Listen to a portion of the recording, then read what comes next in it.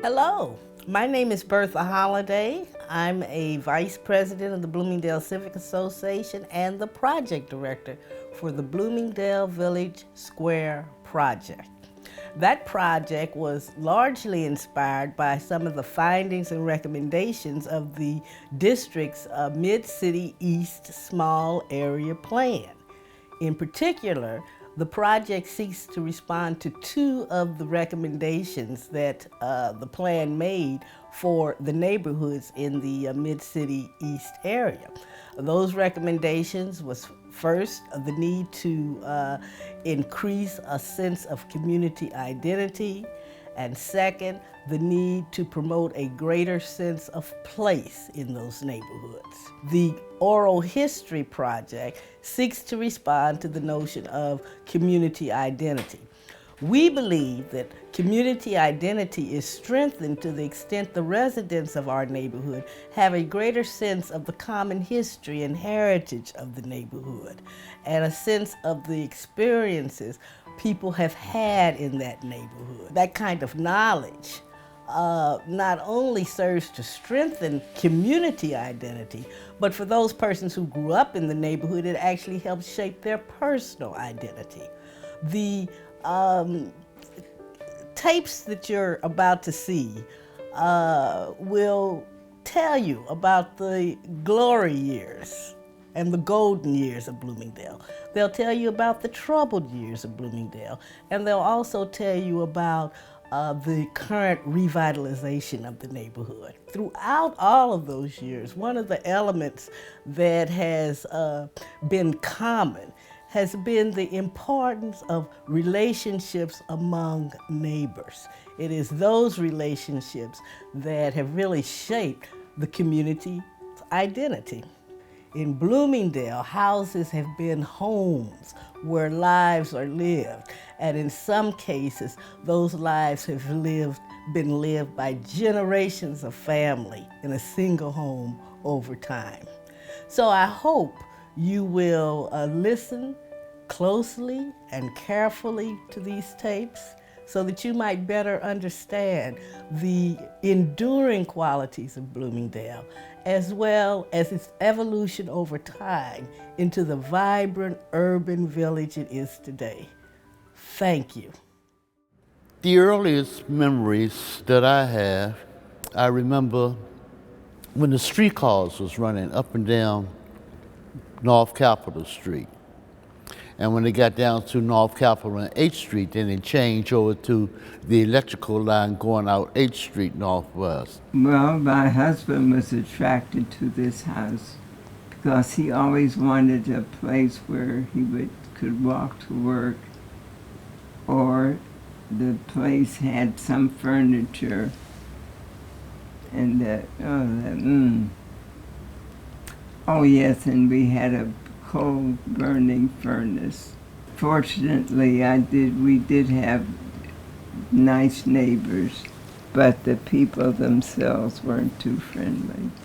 I think you're leaving out the fact that you were among the first we black were couples to move to the neighborhood, so there was a little bit of a pushback among probably the majority of the folks who were already living here, and they started moving away.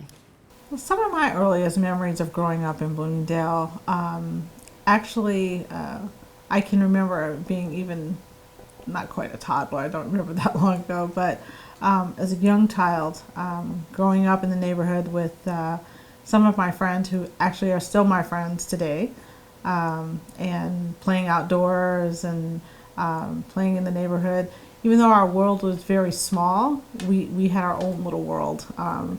On our own little block, or even just our face of the block, growing up together and having neighbors who watched out for us while we played, and just having a lot of fun and being very creative and imaginative with what we did in our own little world there on First Street.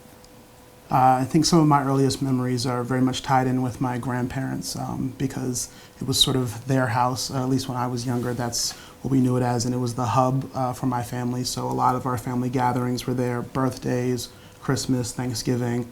The entire family usually congregated at our house on First Street. And I also remember, just spending normal days hanging out on the front porch with my grandmother.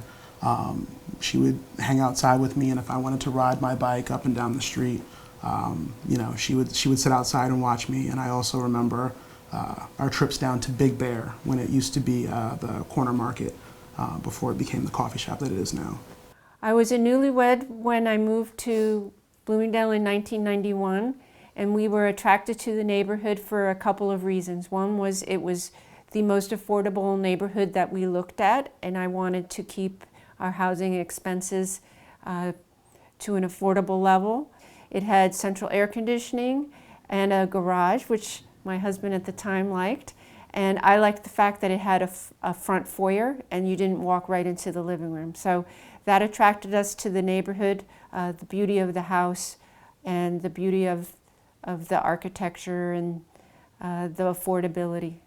I have lived in Bloomingdale since I was 6 years old.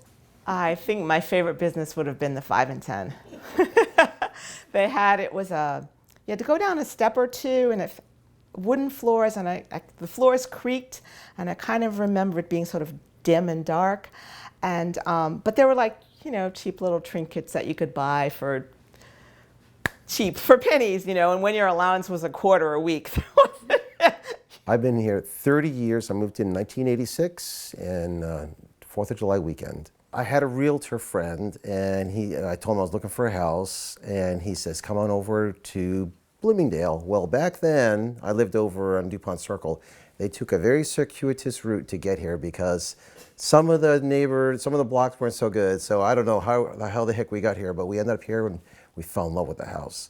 Big, beautiful, grandma special, untouched. Still had 1940s kitchen in it, big backyard, 2-car garage, all the mantles, everything was still intact. And it was empty, and I fell in love, and it's been my house ever since. My name is Gita Rivera, and I lived at 2134 Flagler Place, Northwest. I remember riding my bicycle and skating, and we used to, kick the can. Kids stuff, It was a real perfect area for growing up. One of my memories of living in Bloomingdale is the camaraderie of family gathering, community, working together, everyone looking out for the neighbor, a youth, a young adult in any way possible, trying to steer them on the right track, giving them some advice and guidance. I moved to Bloomingdale in 1992. When I first moved here, I had a neighbor. Her name was Rose. Everybody called her Miss Rose. She lived here about 40 years, and we were so close. I probably literally talked to her every day the 10 years that she was alive while I was living here. She was like my anchor. She was just a very good staple in the neighborhood. So Miss Rose would have, if I had to pick a best thing about Bloomingdale, I would say it's Miss Rose.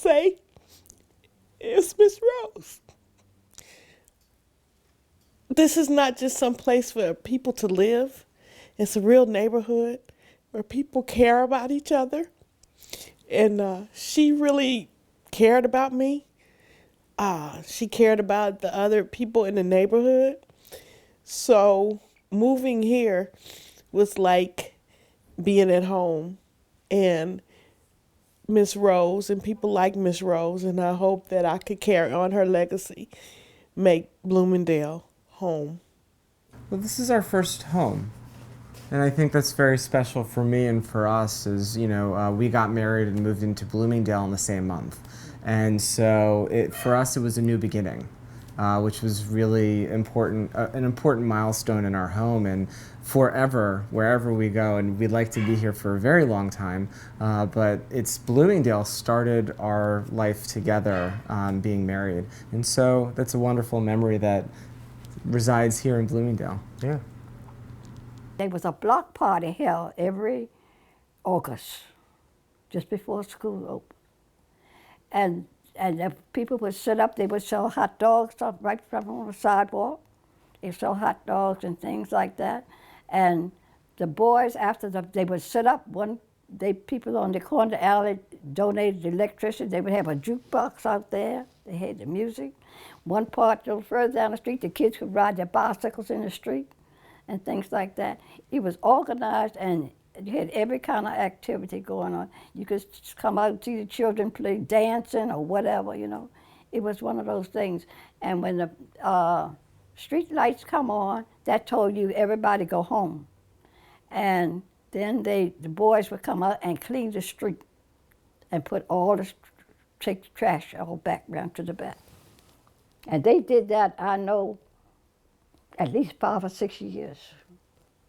But now, all of those are grown up, and none of those young men they are married and going on now for themselves.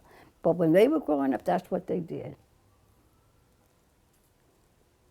So, all in all, I think Bloomingdale is one of the most convenient areas to live in. I wouldn't trade it for love nor money. I came into the neighborhood not knowing anything about the neighborhood.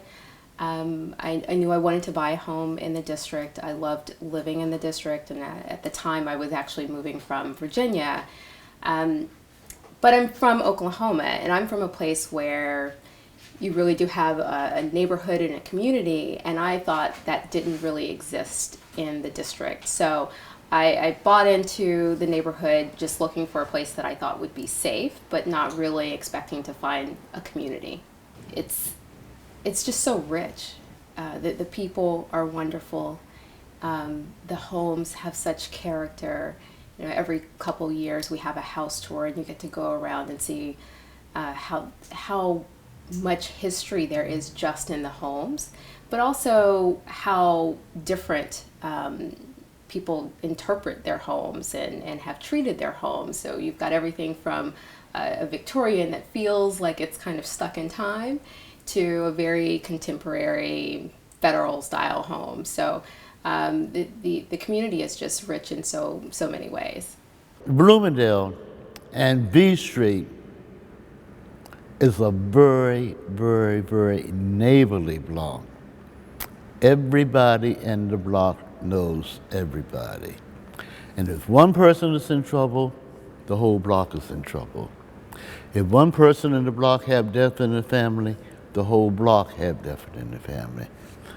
They all combine together. And everybody knows everybody.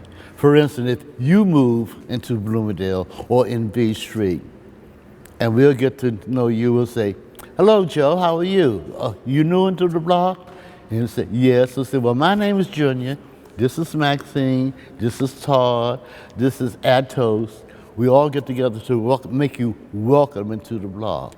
It turned out that Rhode Island Avenue became part of Lyndon B. Johnson's wife's beautification project. Mrs. Johnson planted trees throughout various communities. And so I remember when she planted the trees on Rhode Island Avenue, and I remember thinking, at that time I may have been around 10 or 11 years old, I said, when I get older, those trees are going to be taller than I am. But at the time, they were just little seedlings. And Mom remembers now that the trees are now as large as the old ones were. She also planted crab trees, crab apple trees in every yard. And they were a nuisance. They would drop the best apples, but the squirrels liked them. And we did too. I appreciate the wonderful neighbors that I have that have been here as long as I have. We're kind of a tight group. We all feel a very strong bond with each other, and that's a really great feeling for me. A long time ago, just all around the country, people didn't move around very much. You know, you stayed in one place a long time, and I think in Bloomingdale that happened. People stayed in one place a long time, and their parents lived in the house, and then the children lived in the house, or their aunt lived in the house, and then now they're there. So it's that sense of community that you knew everyone's name. And there were lots of kids around to play with kids, and we could play outside, you know, certain restrictions. You could only go to the end of the block, or when you were little, the middle of the block, and then later the end of the block, and then later on you could go around the block, and you know, or you could play outside in the alley.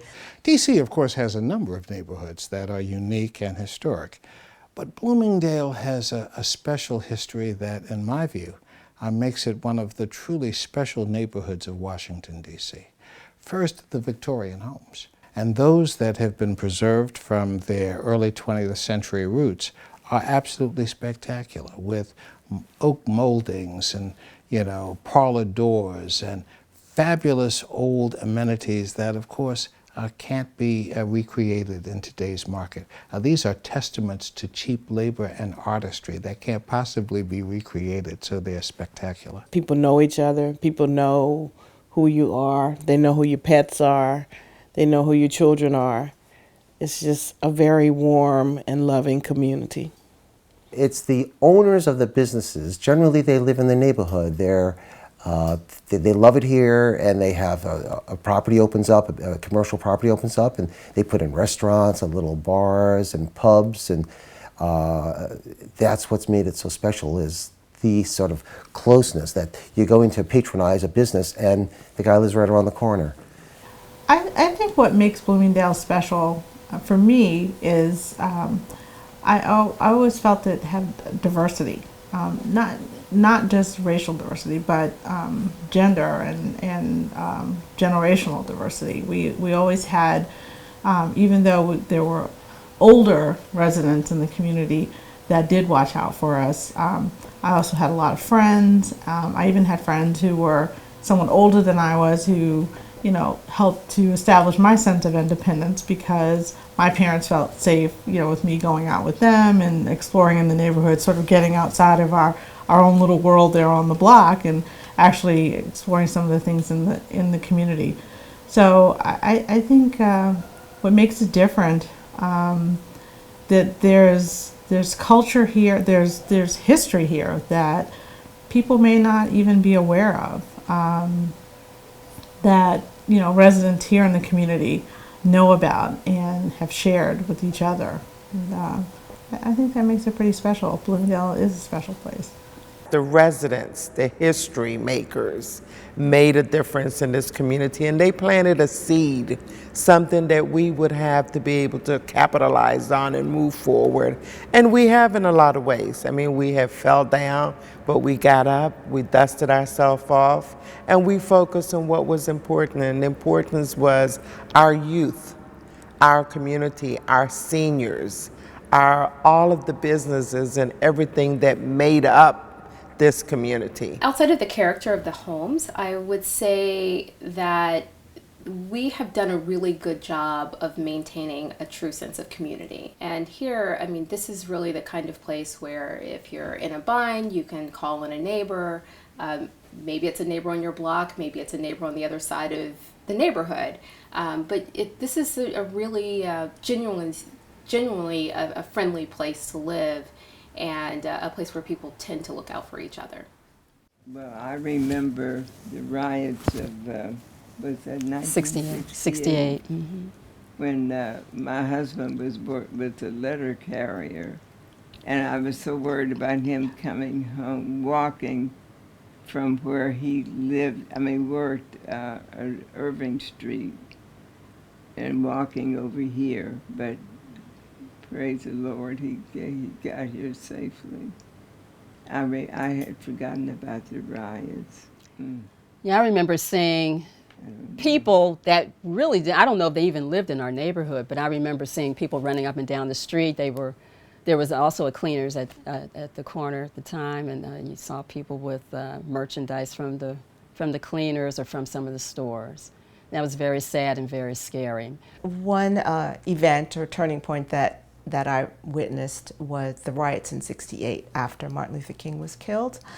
There used to be a Safeway there at the corner of First and Rhode Island, and there was it's a People's Drugstore at that time. Now they're CVS. There was a People's Drugstore there and some other small businesses, and during the riots, those businesses were burned and looted.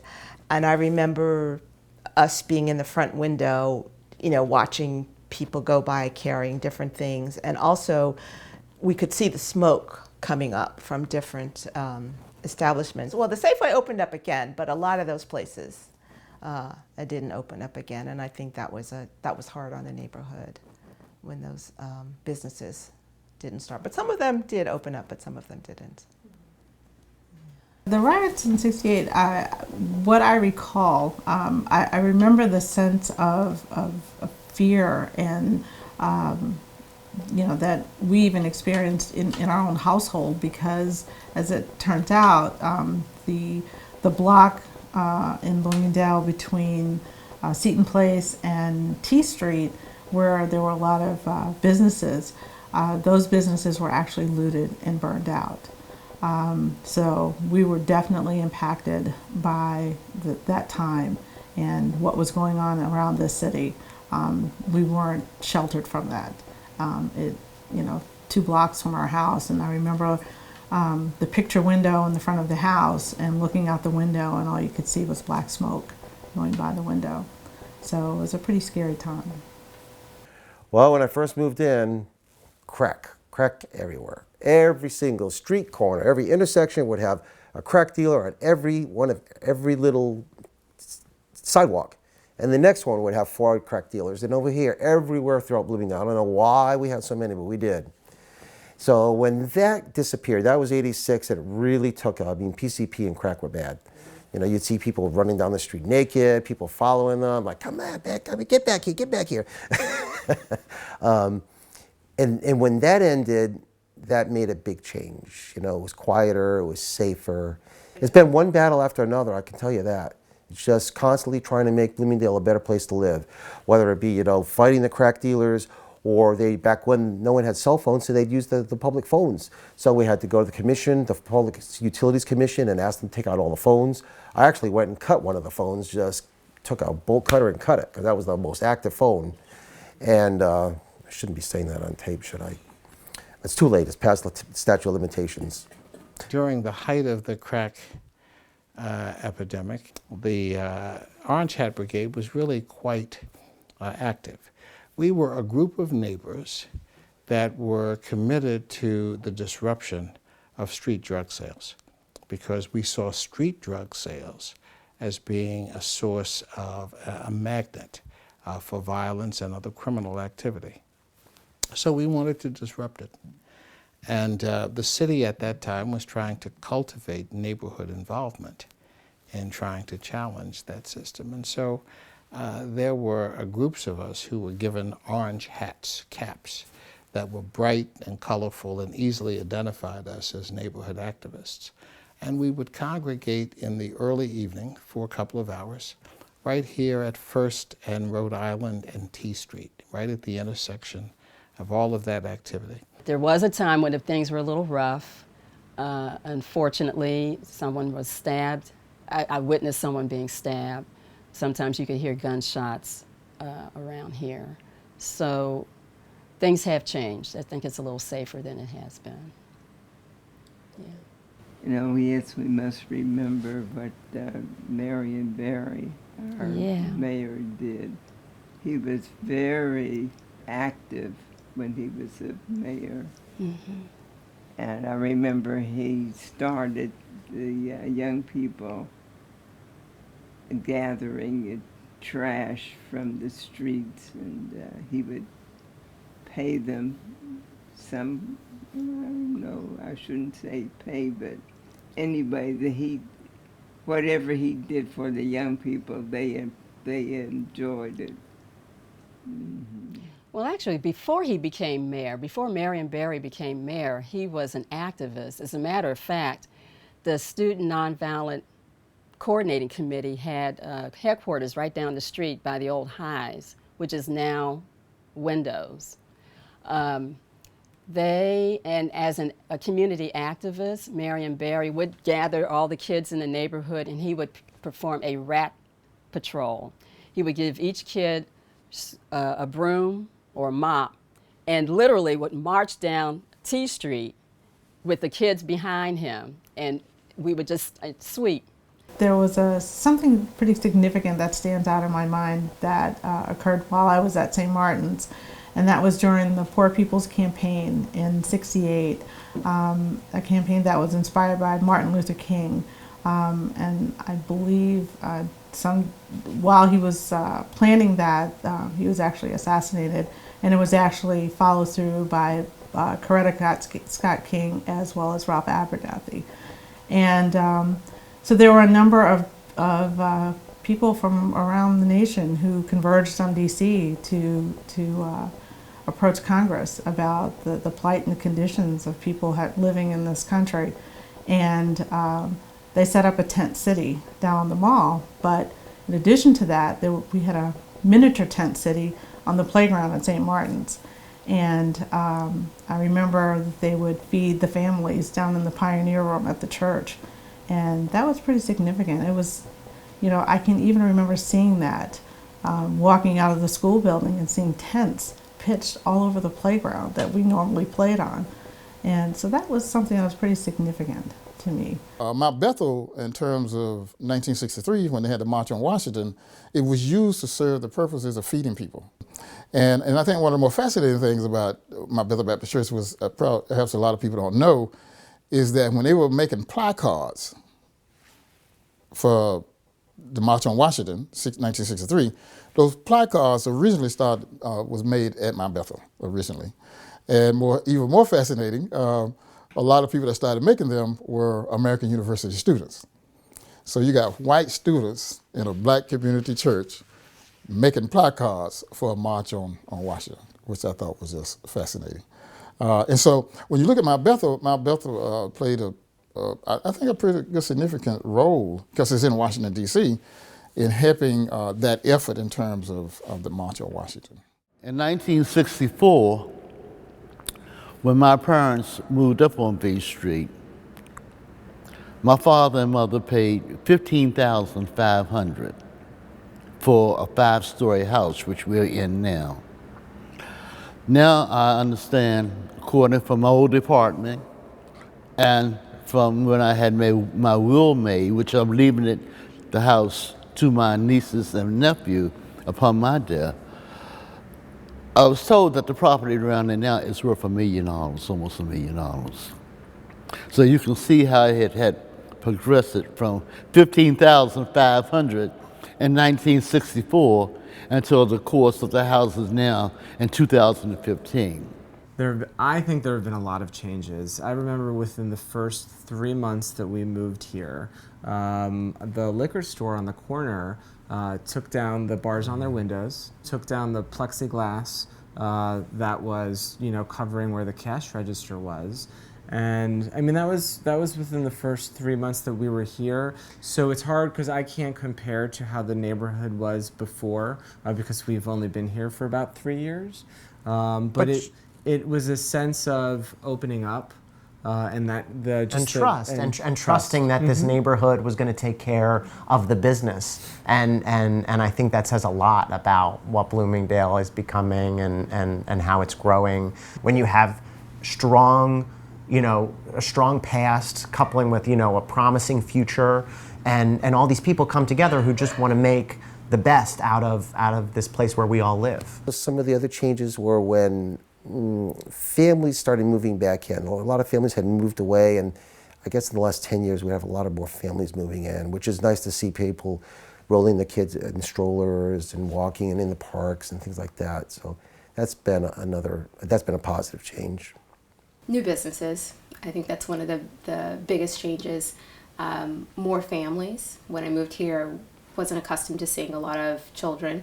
Now, every time you walk out, you'll see a stroller or a toddler. So I think those are probably among the biggest changes, and more cars. When I moved in, when I looked out my window in the evening times, I could always see empty spots. These days, that's just not so. I think, those are the growing up days, and as I tell you, I am happy that my family life was so terrific, because it has so much to do with how the rest of your life becomes, how it unfolds.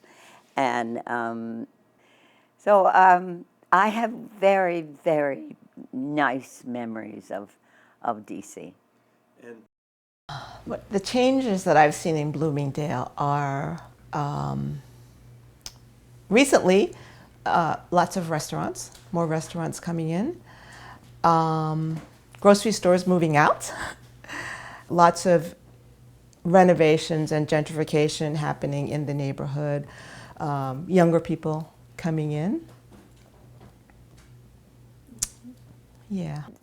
Probably the biggest change since I've moved in is that a lot of the residents that were here when I moved in, the elderly homeowners, Miss Catherine, Miss Mamie, who lived next door to me, Mrs. Wilson, who lived around the corner, that they've passed on, and that those houses have transitioned and changed, and so the sleepy Southern feeling is kind of gone, and I really miss that. You see a lot of changes. I mean, the houses had been, rebuilt, nicely. If you go a chance, to visit houses, and every year they have a show of houses, you'll be surprised. The neighborhood also is totally clean. Even my brother, he came from Canada last time. He said, "How neat is this?" When I came, 7 years, 8 years, was so bad. I mean, a lot of cans and a lot of trashes around. But now it's totally different. So it's very, very attractive. The houses are very nice if you see them.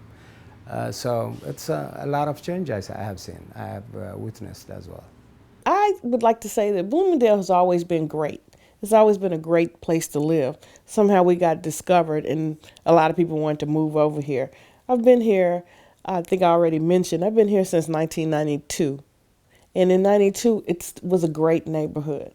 Of course, we didn't have as much commercial activity, but it still was a great neighborhood where people cared about each other.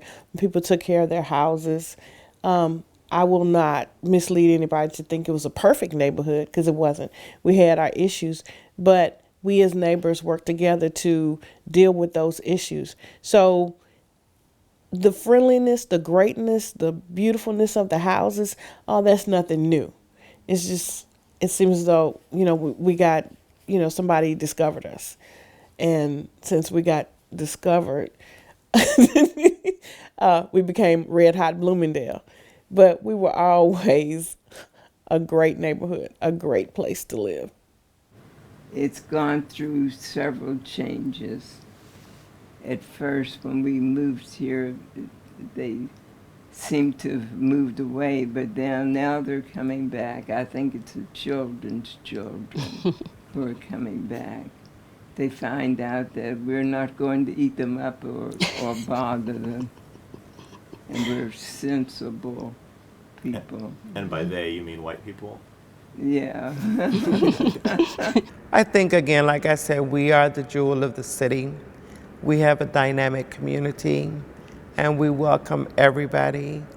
Just come with a clear understanding that if you're going to be here, you're expected to really be here. To people who are coming in new, I hope that they're coming in, even if they're coming in like I did, not expecting to have a community, I hope that they're open to experiencing this community and really digging in to become a part of it. It's just important that you're sure that once you move into Bloomingdale, you really, really take advantage of this opportunity to be more than just a resident of the district, but really a neighbor in this community.